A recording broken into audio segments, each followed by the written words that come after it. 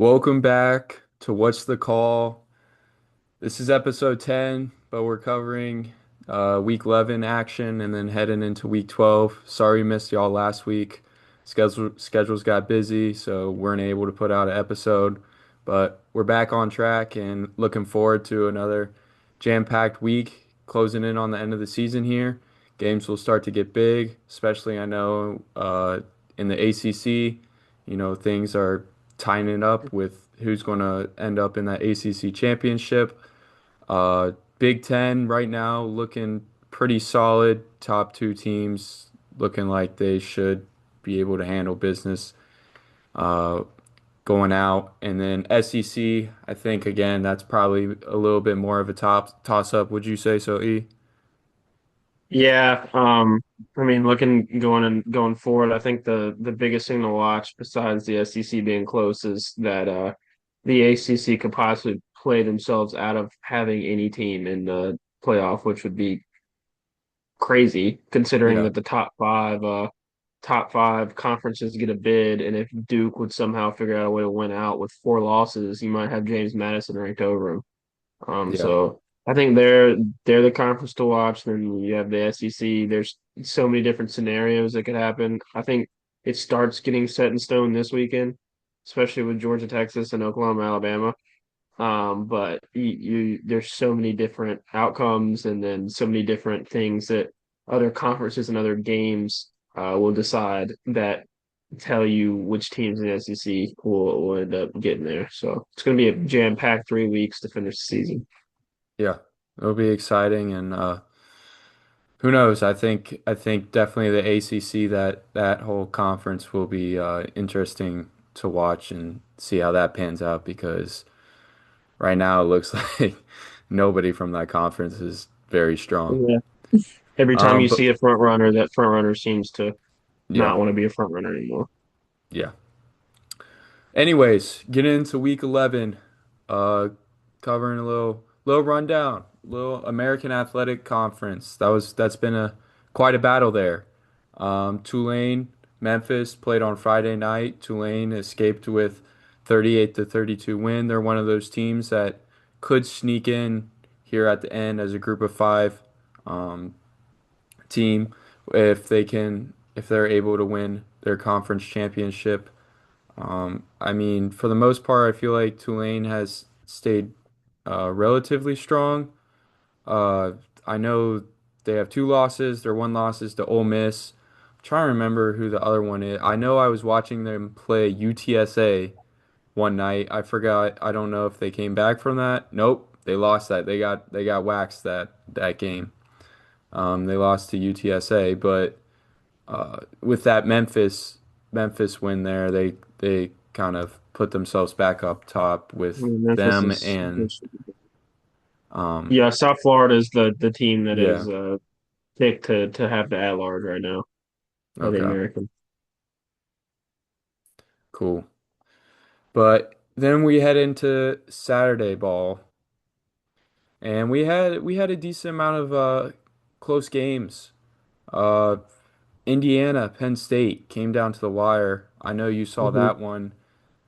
People Yeah, in Indiana, I mean Penn State, they showed up to play defensively.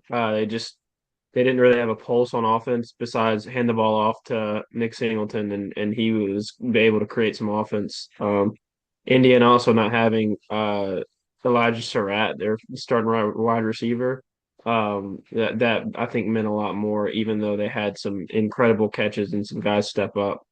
Um, I mean, I think it speaks character to their team that they were able to come out with the win, even though you probably don't want to play Penn State close, but um, it's highly unlikely, especially now the format of the 12 team, that you're not going to play at least a close game. Even with an Ohio State team that looks like they're going to run through everything, I still think they'll play a few close games. And I mean, getting an experience like this is probably going to help them in the long run. Yeah. I know people were kind of up in arms because Ohio State just beat Penn State 38 to 14 week prior, and then Yeah. everybody's like, "Well, they just Indiana played Penn State really close," which I just think you have off games, so put really too much into it. I still think Indiana's a really good team, and I definitely don't think they're anything Ohio State should sleep on. Well, yeah, I Um, think it was. I or think this was for Indiana was a little bit of a sleeper spot too. The Ohio State Penn State last game, it was a big noon kickoff. It was at Ohio State. People were hyping it up to an extent because the week wasn't as big last week. So, um, I think that's the Ohio State took it serious, and I mean Penn State did play them close to halftime. I want to say yeah, it till was a pretty halftime. close game at halftime. So, but then Ohio State pulled away. I think this was one of those things for Penn State where they were at home. It was their one of their last, I guess, pride stands because they have talent on their roster. And I think this was one of those final games where they decided to play with pride and say we're not as bad as hard record showing we are. Yeah, But it's gotta suck. They still lost. They could have had that game won if they had any competent of an offense, but yeah. can't throw the ball. Didn't go for it. Didn't put it on ice. So gave the game away. Heading into the first three SEC games on the slate, which nothing surprising there. A&M handled business, Bama handled business, Georgia handled business. Um, I kind of expected that. I don't know if I assume you expected the same. Yeah, Missouri. Their starting quarterback. I want to say he threw for like 70 some yards, if that. I don't think even with their starting healthy quarterback, it would have made a difference. Texas A&M still going to win that game. But Missouri's offense looks atrocious. LSU's offense looked atrocious. If LSU had any competent of an offense, I think that Alabama game's a lot closer. Their defense played great. Alabama wasn't clicking. Ty Simpson was missing some throws he usually makes, some wide receiver drops. But the I don't know how much of it is Garrett Nussmeier. I think they ended up making that QB switch just on the fact that their offensive line was so bad and could not block, and Garrett Nussmeier's not mobile right now that they just had to put in a running QB because Garrett Nussmeier couldn't do anything with it, and at least he could try to scramble. Hmm. But I mean, outside of QB and bad blocking, your wide receivers were also dropping wide open passes. You were getting a penalty every other play. Like they could not get out of their own way, turn the ball over. It was one of the worst offensive outputs from LSU team I've ever seen. And I know some of that has to do with Alabama's defense, but I think a lot of it's just LSU's kind of a train wreck right now. Yeah.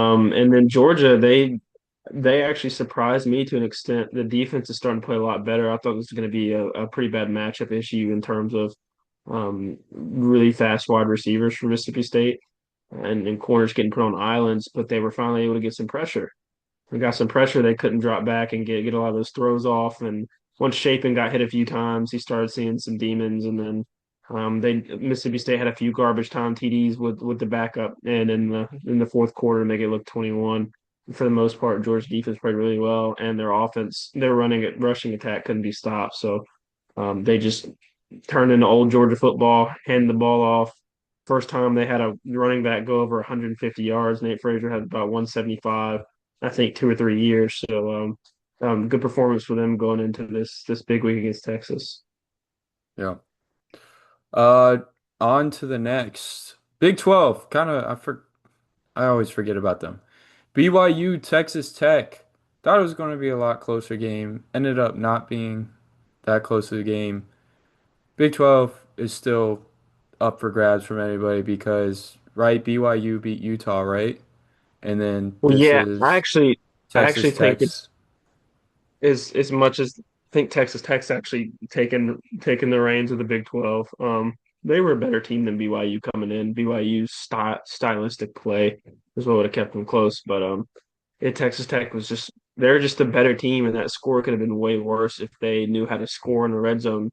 I think they're one of the worst teams for red zone efficiency, scoring touchdown wise in the country. They don't get it done when they're in the red zone, but they just completely outmanned you. If watching 2, 3 quarters, only a couple quarters of that, you could tell that Texas Tech was just faster than BYU. They're stronger than BYU. Their defense shut BYU's rushing attack down, which they had experienced all year. Texas Tech is the clear front runner in the Big 12. I don't know who else is really going to challenge them because they've already beaten BYU and Texas and Utah handily. So I don't know if what who really stands in their way. Yeah, I mean they Um, have nobody else. UCF and then West Virginia are left on their schedule, so they have a pretty easy road to the Big 12 championship. I think it would just be who is filling in that second spot there. yeah. That's the toss-up part. You have I guess Cincinnati, Utah, and then BYU all kind of hovering around in that area. Oregon, Iowa, yeah, I think that was the next one you're gonna hit. Yep. Um, Cold, rainy game, like perfect Iowa conditions. Oregon didn't play that well the whole game, but the last drive, Dante Moore made the one throw he needed to make, and that's all it took. Um, they out Iowa. They played Iowa's game and they still won. So I know a lot of people are going to be like, "Oh, well, wow, they only won 18-16." Given the conditions and how they did it, and who was down for Oregon, not having their top two wide receivers, top tight end, I think that's a pretty impressive win. And it may be one of those wins looking back after the season ends, you go, "Wow, we're glad we had that one, or else we wouldn't have been in the playoffs." Yeah. Iowa's a good team. Shouldn't be slept on. I mean, they still might be in consideration. Not anymore. Not They kind anymore. of had to beat Oregon to be, but They had to beat Oregon. They're done we'll now. They can't. we'll see what They're happens. on the road at USC this weekend. They gotta. I mean, they could have to win that one. I think that's Yeah. almost a tougher spot though than what they're in. They just played against Oregon, Yeah. so I I guess they think got Iowa's yeah, they done. got three losses, so Notre Dame handled business easily. Wake Forest. Oh shoot.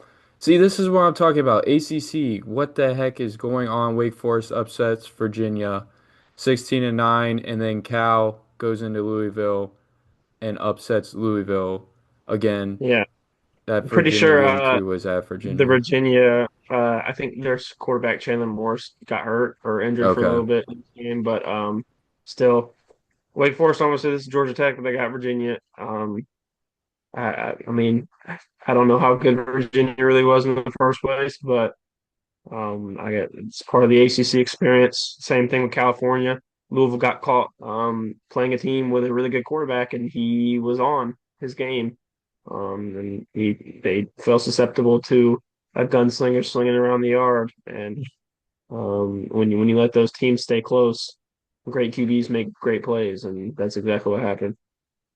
Yeah. Vanderbilt sneaks by Auburn in OT. How strong are they? I don't know. Or maybe the firing of Hugh Freeze freed up Auburn because their offense actually came to freaking play. This dropped 38 on them, which I It haven't seen did, that yeah. done the whole year. I think yeah, firing Hugh Freeze and promoting DJ Dirk and the head coach actually it helped and hurt Auburn. It helped the offense wise. They finally had a stable offensive coordinator. That they didn't do all the RPO stuff that they were doing every play with Hugh Freeze. It freed up. They just started throwing the ball to Cam Coleman, letting him make plays, and he's an elite receiver. But I think they also found out that when your defensive coordinator has to be head coach, he's not just a defense coordinator. They struggled a little bit on defense this week, so Yeah, their defense is what ultimately let them down. But I mean, Auburn fan, it's heartbreak again. But um, I mean, there's stuff to look up to. You just have to hope and pray that whenever you hire your new coach, that you keep Cam Coleman and you keep a few of those defensive pieces because they're elite football players, and everybody in the country is going to be tampering to get them. So, yeah, that's probably your main priority now. See if you can beat Alabama in the Iron Bowl and keep your pieces from this year with the new coach hire. So, at Vanderbilt, they kind of control their own destiny now. It's going to be interesting to see. I do think they need some help from other teams, and they're going to have to go in and beat Tennessee at Tennessee, which is they're going to be their hardest game left. But if they can do that, they do have a legit shot at making the playoffs. Very legit. Especially if Oklahoma and Texas lose this week. yeah. They have a shot to get in. All right, speed through these last ones. Miami handled Syracuse. Obviously, not much there. They've kind of dropped out of the topic of conversation after dropping that last one to SMU. Wisconsin. Oh my gosh. What a game. I was watching that one. I didn't think it was going to be a game, but it was. I think maybe first snow game of the year. I don't know. It was snowing up there in And Wisconsin. So they snuck by. Washington, of course, did not look good. the They, the ranked Washington Huskies lost to a team whose leading passer was a punter. I don't know So if you saw this, but I think at the end of the game, Wisconsin might have passed for a combination of maybe 11 yards between their two quarterbacks. it was more, 11 yards. but this is just it's not doing justice to the depth of the Big Ten. I mean, if you're an Ohio State fan, It's not. like you are, this was probably the last thing you need to happen. Oh, The 100%. only But thing you can cling on to now is hoping Michigan is good at the end of the year and praying Texas doesn't get beat by Georgia and Texas A&M. Because if you're looking yeah, at the end of the season, if Texas is a five-loss team and unranked or ranked 24th or 25th, because they'll probably stay in with five losses if they lose to Georgia and A&M. And then Illinois got their doors blown off. Washington got their doors blown off by everybody. And your only ranked one of the year would be against Michigan, who may fall out of the top 25 after you beat them. yeah. Uh, Still got Texas. it's one of Still those got things. Texas too.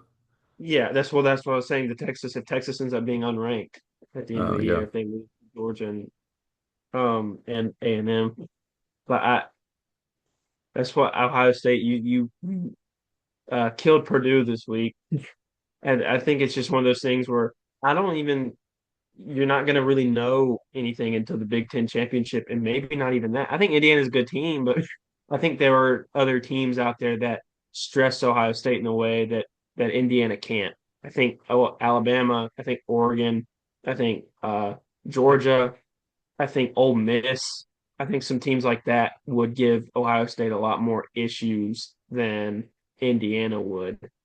Yeah. And they're not gonna have to play them I until almost the national championship. So. I agree with you and uh even like the I don't know if you probably haven't watched too many Ohio State games, but they have kept everything very conservative. They Mhm. they because they haven't had to really open up the playbook that much to, beat the teams they need to. So I still think, yeah, you look at the strength of schedule and that's what everybody's talking about, but I'm like they're doing what they're doing without even really having to put stress on Julian Sand. Like Julian Sand is just casually, all right, cool, I got Jeremiah for a slant. All right, I got Carnell for But a my post. counter Like, argument to that would be if he's not being stressed all year and then he gets into a high pressure situation and he has to start doing it, is he going to be able to do that knowing he hasn't done it all year? So he's not been able to rep these big game situations. And I know opening up the playbook, but if you've not been running some of the stuff you've been running, you're saving it. There is one side of the argument where, wow, well, you know what? They just killed us because we hadn't seen any of this, and they can just air it out and do all these things we haven't seen yet. But the other side of it is, are they going to be ready to do what they need to do because the whole year they've just been able to coast, so they don't know how to kick it into that next gear when they need to. I mean, there you have guys who have in term from last year's team, but yeah, it would be interesting to see when they get punched in the mouth the first time, and it's not okay. It's just Purdue. We'll come out and we'll just play Ohio State football, and we'll take care. If it's instead of it's you're down 14-10 and it's Indiana, and now you come out of the locker room and you got stopped on your first drive, and they go down and score, and now you're down what 7 points, something like that. How do you respond to that adversity when you can't just coast through? And you have to start making big plays because the only thing I can draw off of really, and I know it goes all the way back, but the only real like I guess big game they played is Texas, and that was 14-7. I know it was the first game of the year, but that's the only first data game of the point really you have. year, and if you really look at it, I don't like Julian Sand had what one pass over 20 yards that whole Yeah, game. so I Like don't. I mean, I don't know how they. they were playing that game. They weren't playing that game to blow out Texas. They were just playing that game to do what they did. If they win by 7, they win by 7. Um, just because like you got like people, I think people tend to forget like too like that game like it was Julian saying very first game starting, and he's playing the Yeah, but I supposedly know that's number I know one that's team what in it the was, but that's nation. I'm saying that's the only data point we have against Yeah, a semi-legit team that they played. So yeah. I don't know what in I terms of, oh yeah, my first option's not there. Crap, my second option's not there. What I gotta go extend a play and make a good well play. that's the thing. We got a lot of options. We got a lot of options, which should scare people. Because if you're not going Jeremiah Smith, you could go Carnell Tate. You're not going Carnell Tate, you could go Brandon Ennis. If you're not going Brandon Ennis, you could go Max Clare. Like, and then if not, we got Bo Jackson Jr. in the backfield too. He's been running well for us. So like offensively, Julian looks good. He's been doing what he's supposed to. He's been throwing these things like accurately. And you might say, oh, these defenses haven't been like the best, but I'm like, I'm watching some of these throws and like no matter whether the defense is, a top 10 defense or, a bottom, whatever, Yeah, 100 defense, I think like it's more. he's putting some balls in places where I'm like, Yeah, that is a that's I think it's that's more of if you give him time, I think he'll be able to do that against anyone. But I think yeah. the biggest thing against playing a better defense comes in is when he doesn't have as much time as he's had to throw. He's not sitting there in the pocket. He's like, okay, I got an elite edge rusher and in my space within my three-step drop. How am I going to be able to deliver that throw when I know I'm going to take a big hit and I'm not going to take another big hit? It's like because I mean Ohio State, I think their offensive line is good, but I just don't know really. Michigan may give him a test. I don't know much about their defensive line this year, but I think the biggest thing with him is not. He's shown when he's sitting there and he can throw, he's going to be an effective passer. I don't think there's any doubt in the world with that, and that's how their offense will be clicking. It's just when he starts getting pressure on them or their run game gets taken out, how can he do it when if the defense knows he's passing and they know that passing attack's coming, or if he's having to make these pressure throws with or extend plays with his legs. I think that'll be the big key. Yeah. But I mean, their offense does. That's not me saying they don't look good. They do look No, yeah, incredible, and yeah. they're very hard to stop. I just think it'd be interesting to see what would happen if there's a few their first options of in terms of play and just their rhythm gets disrupted on offense. I want to see how they respond to that. I think that's what Yeah. that would be. I I yeah. I mean, I agree with you. I think it'll be interesting. Um, I do think it helps though. Like, I mean, I know I was one of those people too that wanted to see freaking after that Michigan loss last year. I was like, oh, is Ryan Day really like that? Like, well, Yeah. I think he's a good coach. I think he'll help. And then, like you said, like we have a several returners that went through the whole playoff stint last year, so that should help motivate guys. And I just think locker room atmosphere is definitely they know like, hey, when it's time to turn on the gas, we gotta turn on the gas. Yeah, it's really and then Um, college football recently too. If you get a good core of players, you've seen Alabama do this, you've seen Georgia do this. It becomes easier to potentially go back to back or two yeah, out of 3 years. Clemson did this. When you have that solid group of players, if a lot of them are able to get that first championship or get a run, and you have producers that are freshman, sophomore, juniors that stayed, and you're able to come back, and they're able to come back next year, and you add in other pieces around them, it makes a better team, and a team that knows how to go win. Like I would point back to 2022 Georgia. I don't think they beat Ohio State in that Sugar Bowl. They don't have that winning DNA that they learned how to beat Alabama and then beat Michigan the year before. It just it comes acquiring big games because I think that that's another point or data point that helps Ohio State this year. I think if and when they get in that big game, it comes back to playing Texas last year, playing Michigan, playing Oregon, knowing how to approach those big games. So I wouldn't be surprised if Ohio State went back to back.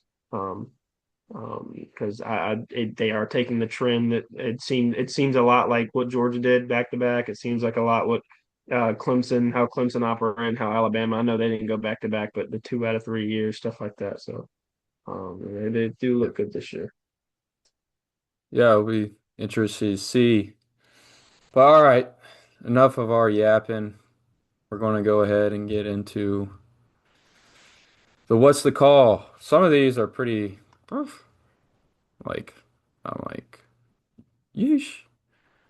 But anyways, get into it. First game, Oregon, Iowa.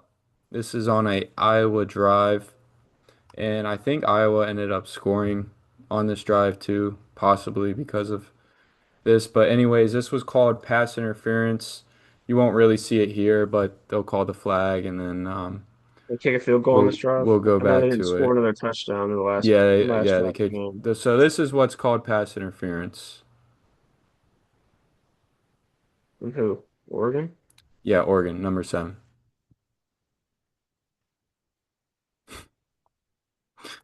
I I didn't see too much there. Like I saw some like I think I the saw only some thing I could think, I saw some hand unless fighting, they and thought then he impeded the path of the wide receiver to run under that ball. Um, I don't know. That's probably not pass it's interference. I could see holding maybe, but not pass interference.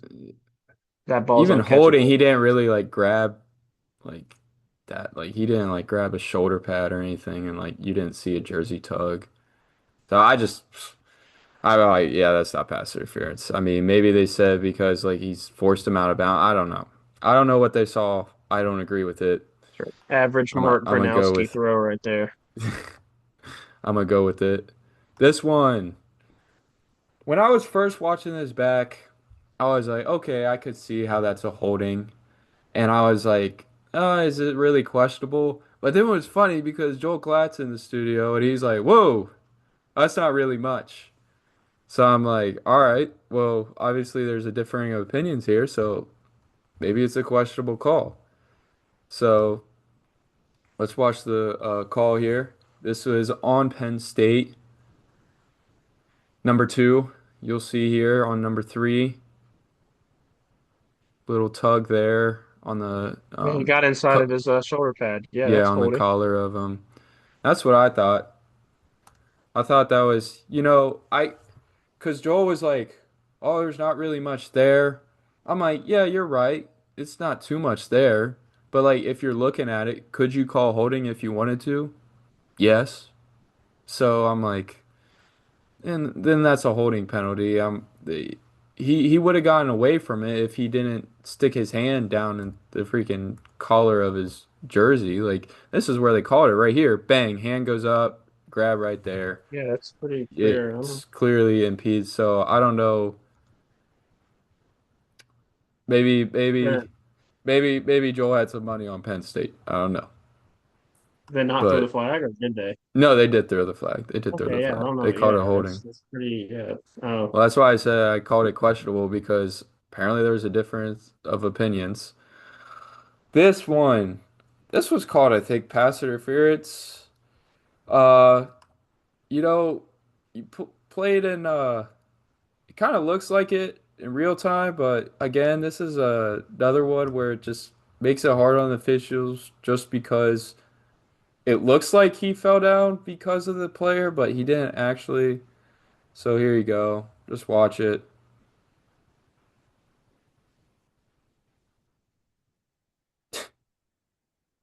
They called that pass interference. I didn't think definitely there fell was down. any pass interference at all. He doesn't even make contact coming out of the break.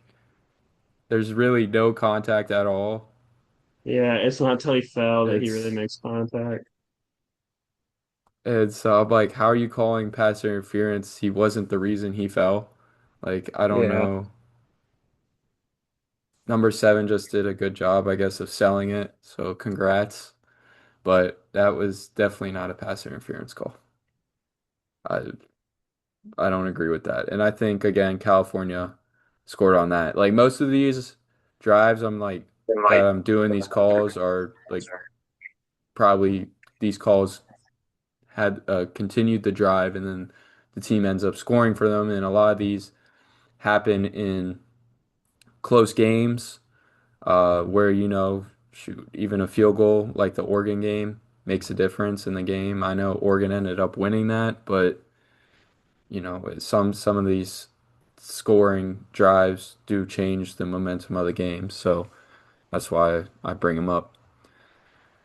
But short, short little what's the call segment there. Just wanted to run through things relatively quickly.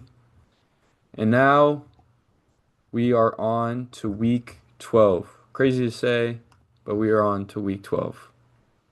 And getting into it with college basketball too. Yeah. I think once bowl season probably hits here, um, we might do championship weekend because that's pretty big. Usually some stuff happens there. But then after that, once bowl season is really in full swing, probably try and shift a little more over to basketball. Which I feel Get like some film basketball breakdowns. basketball is definitely a little harder for like penalties, but we might be able to do it like where we're So not we can calling penalties. break down some Yeah, film instead. yeah, that's what I think.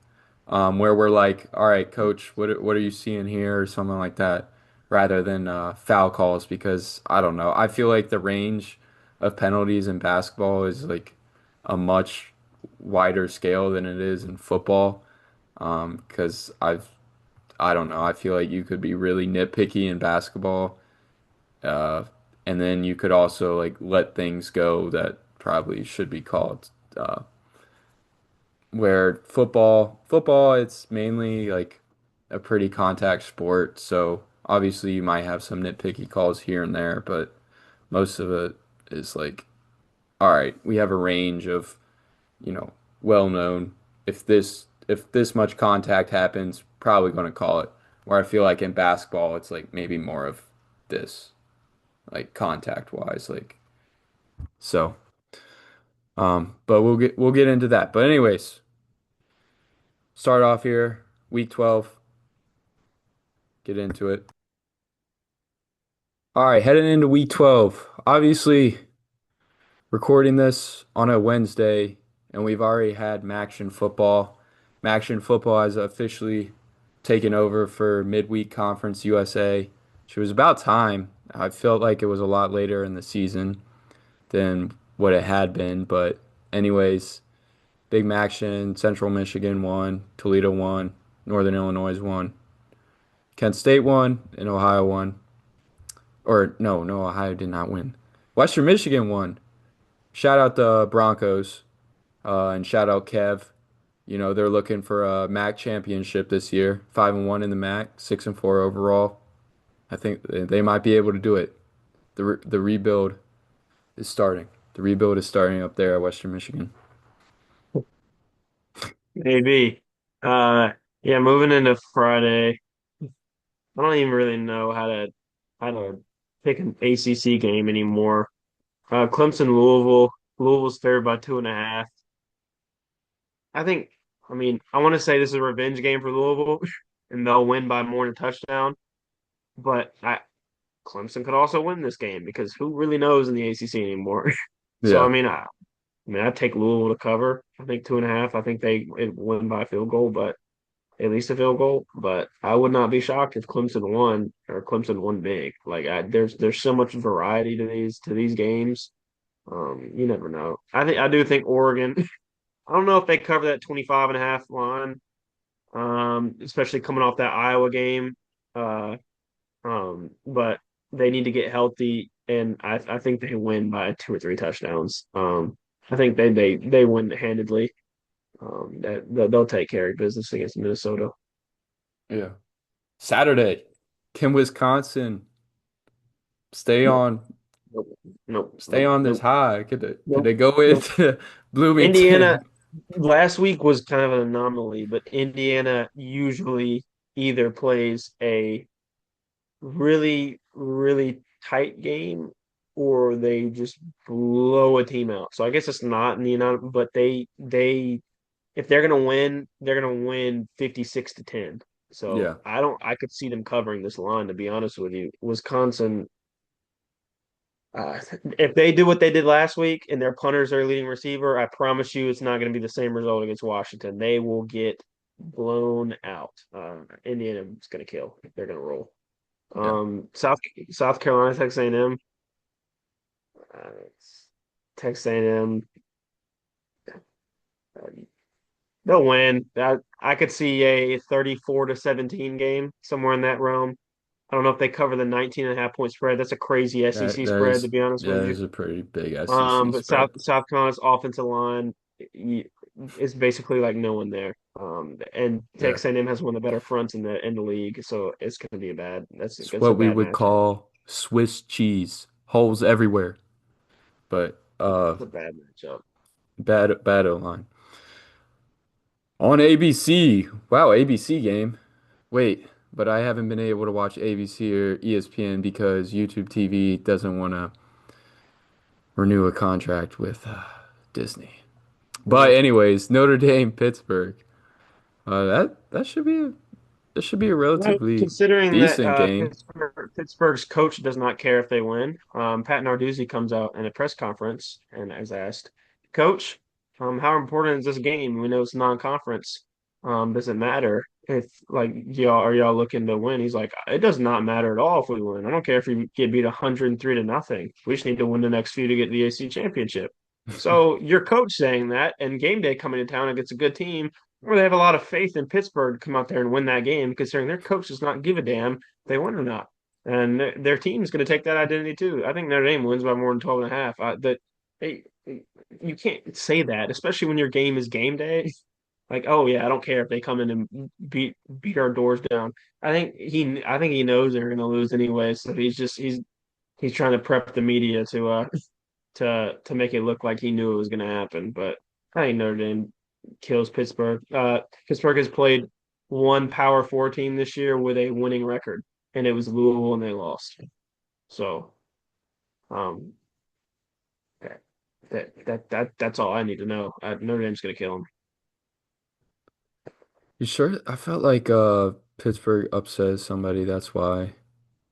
No, No, not this year. no, their No. Florida State was their biggest win. Mhm. Which, oh shoot, Not yeah, not not that's a very rough. good one. No, not a very good win anymore. Uh, next, Michigan Northwestern. I think actually most people might think this is at Wrigley Field too. Interesting venue. Ohio State played this game last year there, but Northwestern should not be slept on. They are better than what they usually are this year, and I think they might actually give Michigan some challenges. I think they Yeah, might. I don't care how Michigan wins. Michigan's gonna win. It could be sloppy. It's gonna probably be sloppy. It's probably gonna be what like 24-10, 24-14, something in that area. Michigan win, not covering. I think that's Yeah. they'll win by 10. South Florida Navy. South Florida should win. Navy, I don't even know who they played to get 7-0 in the first place, but I have no faith in them at all. It is at Navy though. Got Maybe, blown out last week by Notre Dame. yeah, South Florida's gonna kill them. yeah. South Arizona, Florida should, but you never know.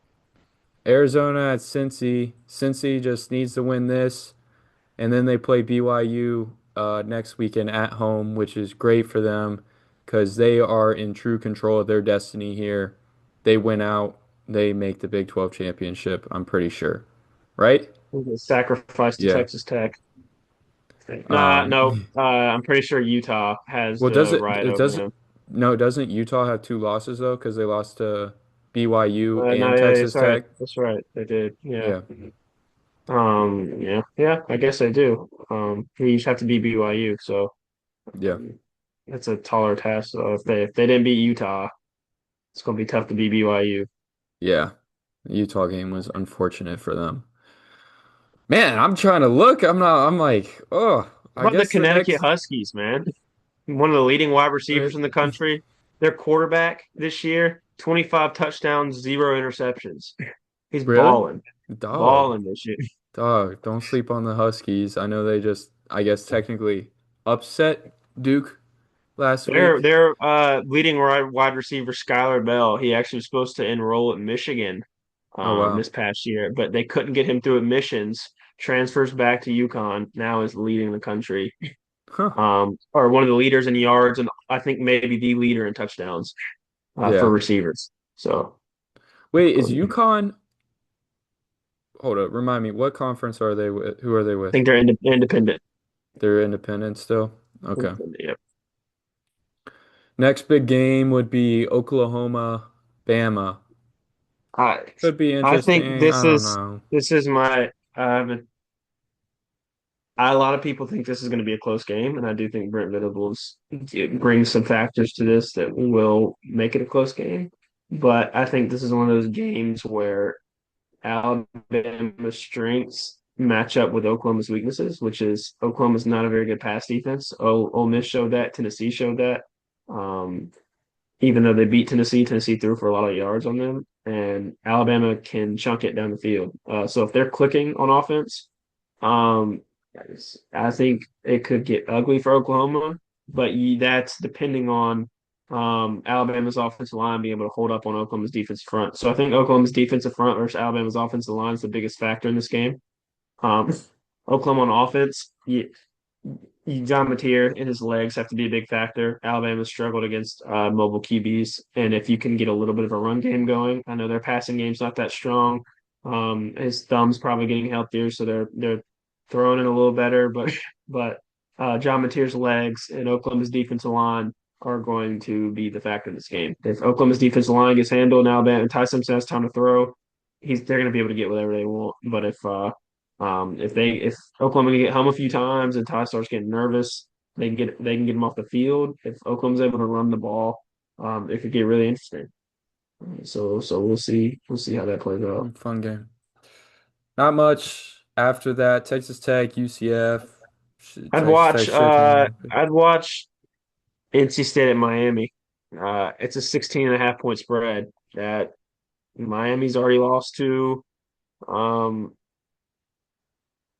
Two teams that could easily get beat by NC State. So Yeah, I would watch that game. but It's they're going to be back at prob Miami, so that stadium's going to be half full. There's going to be about 20,000 people in that stadium, like it always is. So probably. I Yeah. would watch out. Keep an eye on that one. Not saying it's going to be an upset, but that Miami could, if they let that one Could stay yeah. close for a while, CJ Bailey is a good enough QB to get some points on the board. So it's a big difference from playing Syracuse last week. So Um yeah. Iowa, USC. I think that'll be a I think that should be a close game. I think both teams Now, are one thing relatively about this game, though, you have to take into account for some miracle, it's going to be raining in Southern California Huh. this weekend. So that plays into Iowa's favor. Yeah. However, this year's USC can run the ball and play defense. So I think USC wins. They know this is a must win. They have to win this game. And you plan to beat Oregon to move on. So I think USC gets it done. I think it's going to be a close game.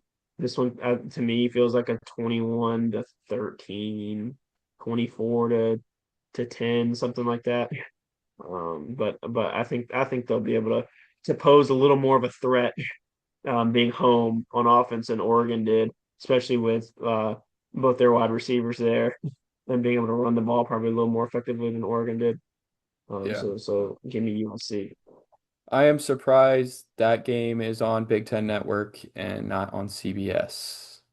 That is a big surprise to me.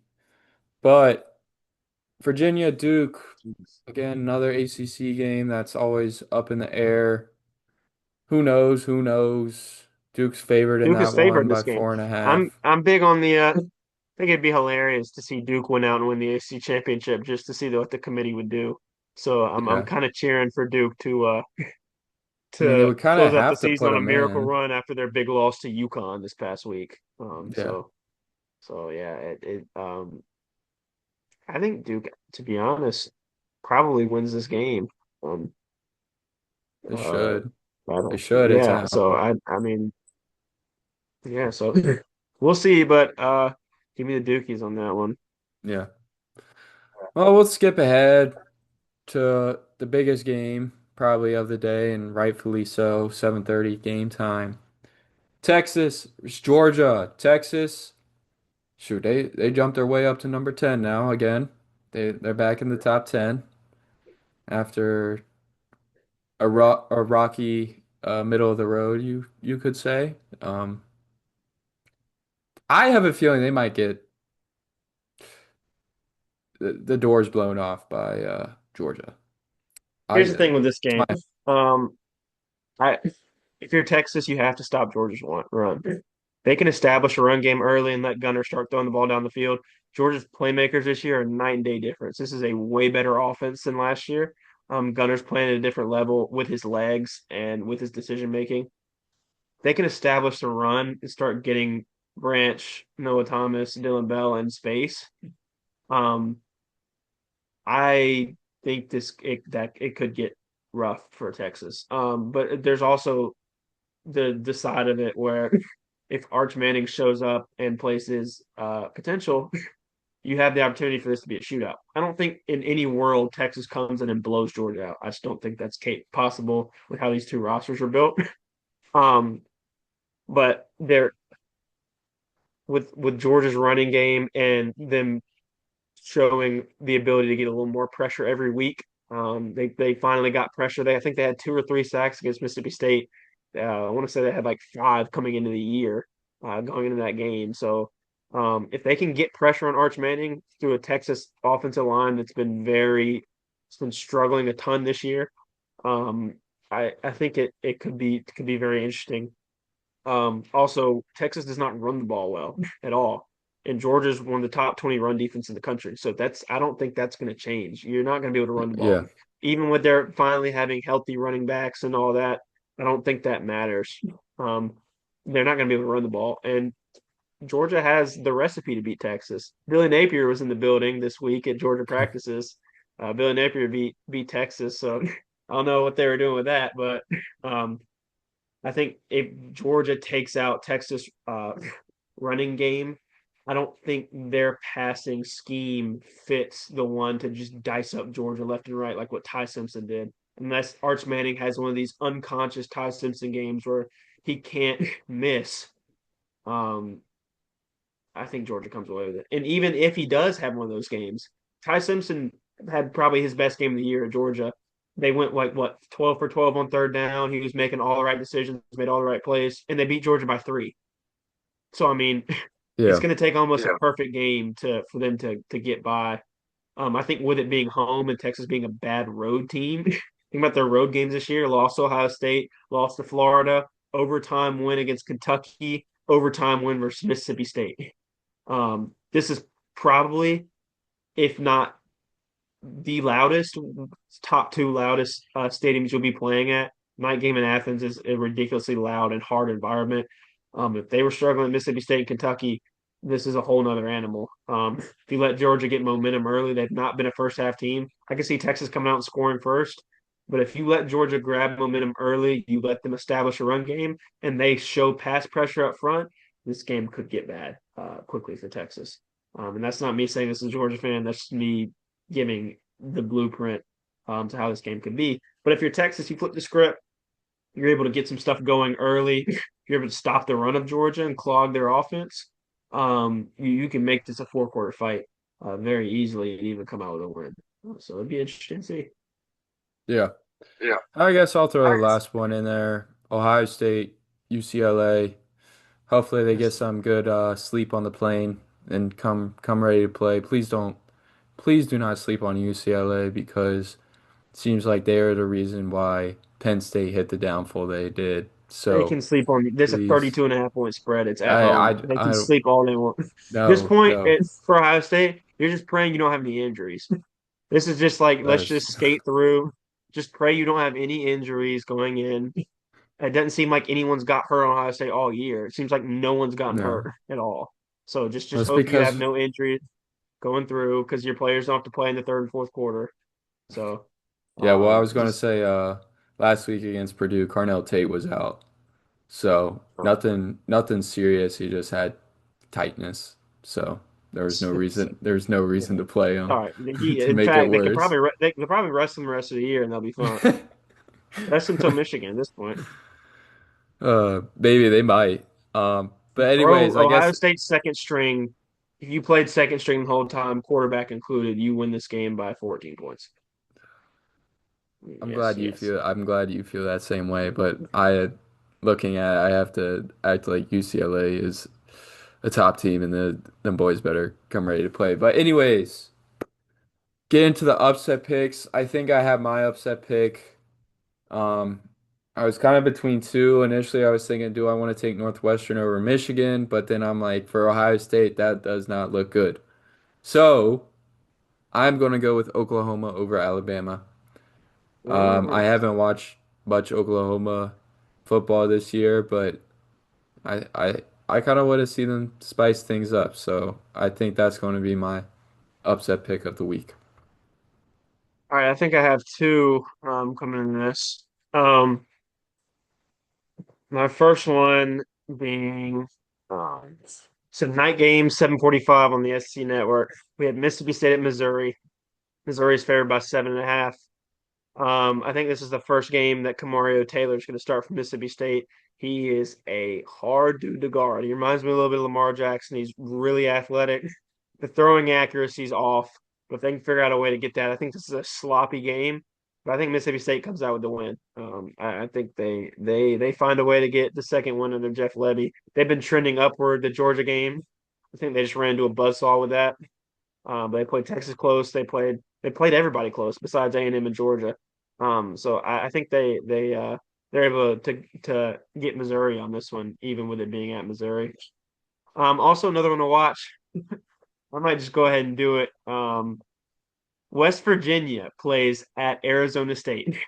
Sam Levitt out for the year. You have Jeff Sims playing. West Virginia beat Houston a couple weeks ago. I'm pretty sure they maybe won last week too. Um, they're playing ball right now. I think they'll go into Tempe and get a little upset win. I don't think Arizona State has anything to play for anymore. They're already out of the Big 12. I think West Virginia might nag them.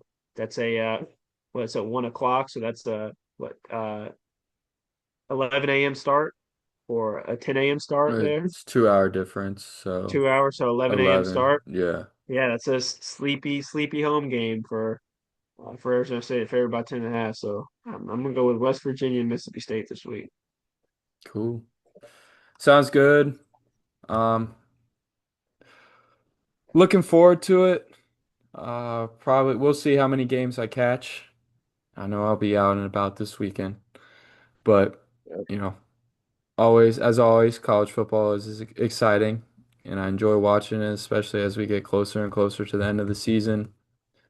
Just seeing how teams pan out, and as always, best time of the year is when we finally get to see best against the best. Everybody's all talk about we schedule this, we schedule that, or they had to play a gauntlet. That doesn't matter. As long as once you get into playoffs, that's when the real deal happens. So excited to Second see season. what That's a playoff is the second season at this point. Season one pretty and two. much for some teams it's 4 games. So right? Is Mm-hmm. it 4 games for some teams? Four Yeah. game, four And then games get if the you don't first have a round bye. bye. 3 game. Yeah. Yeah. Cool. Well, appreciate y'all tuning in. And again, sorry that we weren't able to post something last week, but glad we could get back on this week and get back on track. Hopefully, we'll see y'all next week. Have a good weekend. See y'all. Thanks for tuning in.